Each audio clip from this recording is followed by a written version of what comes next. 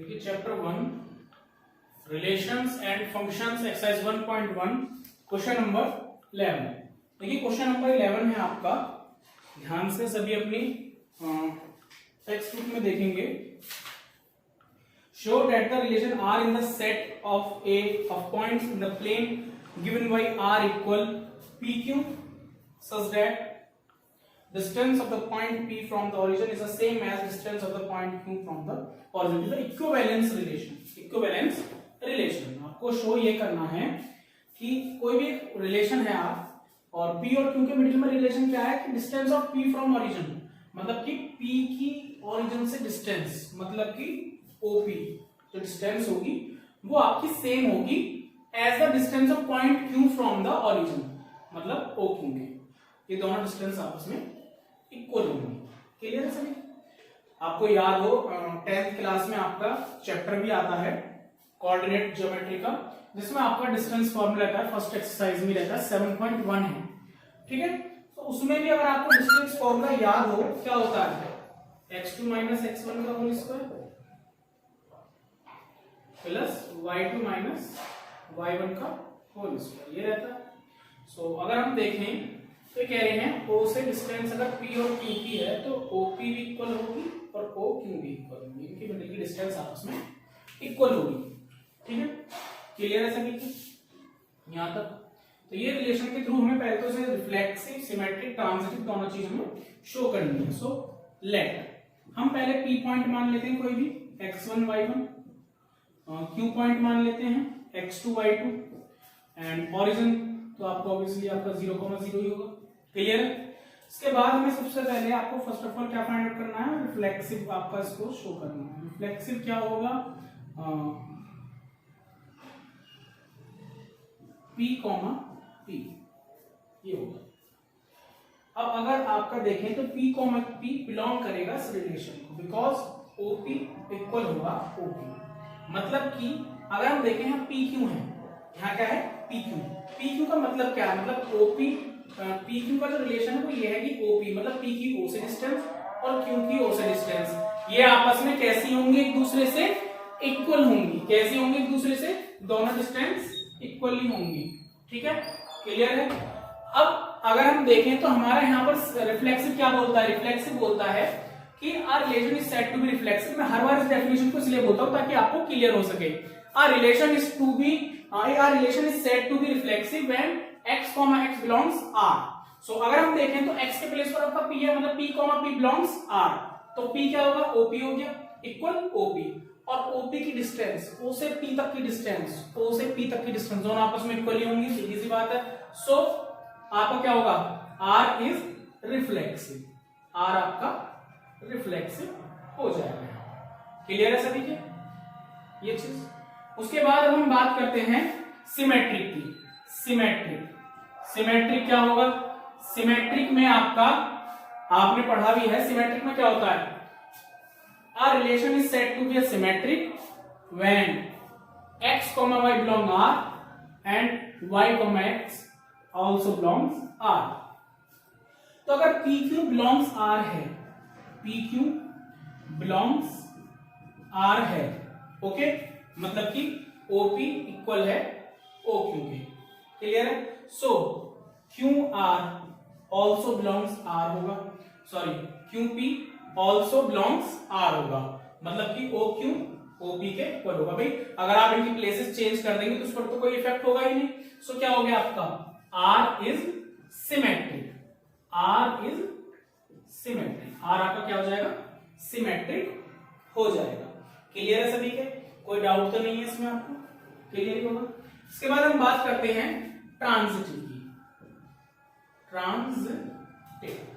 Transitive में क्या होगा, ट्रांजिटिव में अगर हम मानो ट्रांजिटिव क्या होता है, relation is said to be transitive when x, y belong R, y, z belong R, then x, z also belong R, मतलब कि फर्स्ट सेकंड के साथ रिलेशन में है, सेकंड थर्ड के साथ रिलेशन में है, देन फर्स्ट और थर्ड ऑल्सो रिलेशन में होंगे। सो अगर हम देखें तो PQ belongs R because OP equal OQ। Then अगर हम ले Q belongs अगर मैं कोई अलग अल्फा अलग कोई भी एक कोऑर्डिनेट और ले लेता हूं s बिलोंग्स आर, तो O Q equal O S, ठीक है। जब ओपी ओ क्यू के इक्वल है, ओ एस ओ क्यू के इक्वल है, तो सीधी सी बात है पी एस बिलोंग्स आर होगा ही OP equal O S.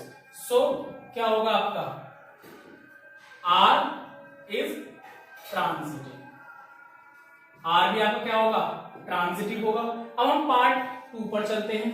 Part second क्या है, देखिए मैंने जहां तक पढ़ा वहां तक आपको करा दिया। उसके बाद नेक्स्ट देखते हैं 11th क्वेश्चन में। नेक्स्ट कह रहे हैं further show that the set of all points related two point P does not equal 0,0। अगर P आपका 0,0 कोऑर्डिनेट को बिलोंग नहीं करता, इक्वल नहीं है, is the circle passing through P with origin as a centre. आपको ये शो करना है, मतलब कि अगर कोई भी आपका सर्कल है, देखिए यहां तक तो आपको क्लियर हो ही गया है।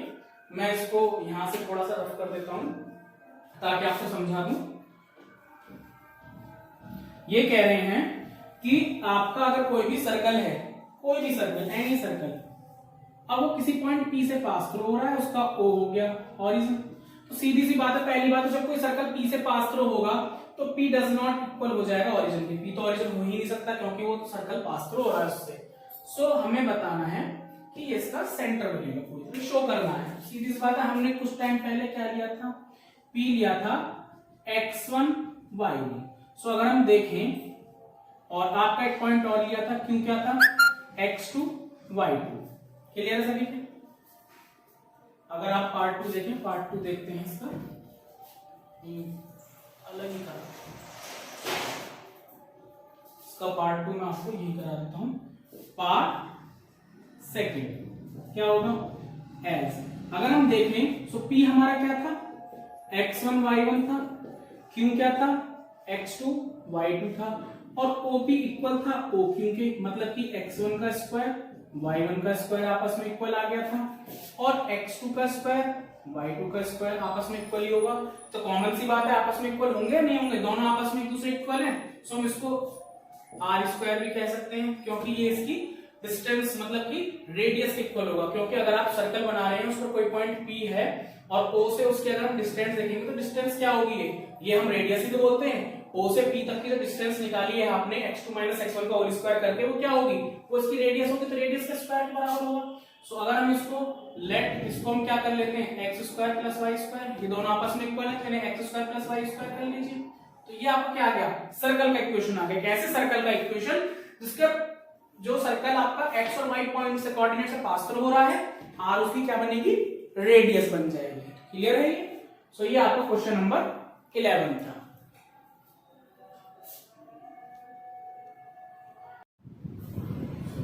Class 12 exercise 1.1 question number 12। देखिए क्वेश्चन नंबर 12 क्या कह रहा है, सभी अपने टेक्स्ट बुक में देखेंगे ध्यान से।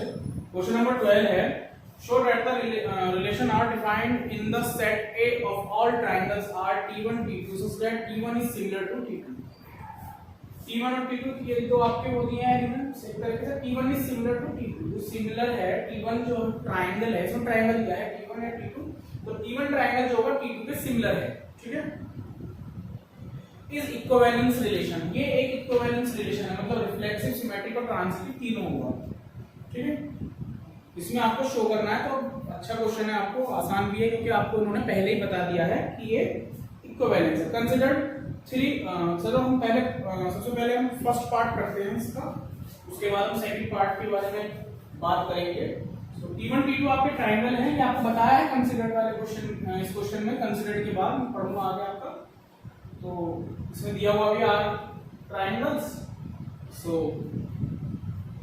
तो अगर मैं दो ट्रायंगल बनाने देता हूं, तो ये T1 हो गया और ये ट्रायंगल आपका T2। देखिए दो ट्रायंगल आपस में सिमिलर कब होते हैं, दो ट्रायंगल आपस में जब भी सिमिलर हो सकते हैं, या तो इनके एंगल्स इक्वल हो, ऑल एंगल्स, या फिर उन ट्रायंगल्स की साइड का जो रेशियो है, प्रोपोर्शन है, वो आपस में इक्वल होना चाहिए, ठीक है।